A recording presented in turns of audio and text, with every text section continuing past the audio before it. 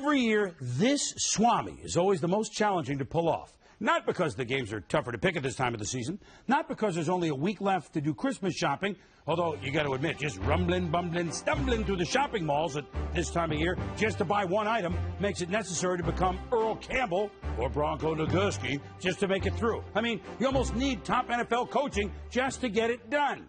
If you look at this play, what we're trying to get is a seal here and a seal here and try to run this play in the alley. Shopping to daylight. Love it. No, the reason this Schwam is high on the old Richter scale to pull off is, well, it's always the day after the ESPN company Christmas party. Well, you know, we call it Advil Friday. But here at ESPN, we're professionals, and no little headache is going to get in our way.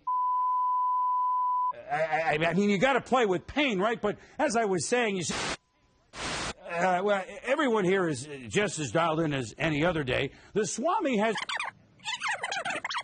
Well, that was good eggnog, wasn't it? 20 years of togetherness here at ESPN. It's good to know that we all share in the merriment equally. As for the party... Some spread, huh?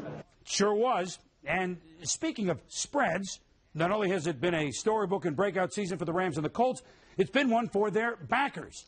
If you put a shekel on the Rams every game, your Christmas shopping has been made easier. The Rams are 11-2 against the points. In fact, you don't have to know anything about spreads to play them. 11 wins, all of them covers. There are only 2 losses against the number with their 2 losses on the field against Detroit and Tennessee.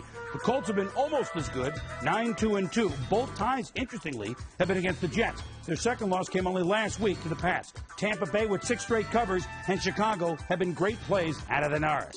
When the mighty fall, everybody suffers, especially a team's backers, like those of us who closely follow the Niners. The Niners' 8-game losing streak were all spread losers.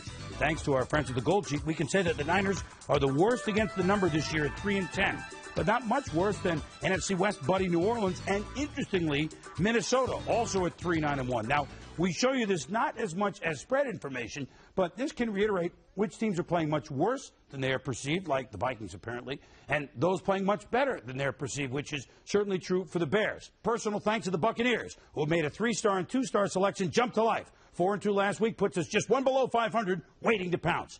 Maybe Bryant Young will help us pounce again against his old coach, too. The Niners keep it close Saturday against George Seifert Panthers. Carolina wins at 27-24. This will be a tough spot for the Bucs, but a win and they're in, and playoffs are where we told you they were going from week 1. Bucs 19-16 at Oakland. Dallas is undefeated at home, but the Jets seem to have more zip. Cowboys, but just by 3 over the game. Jets.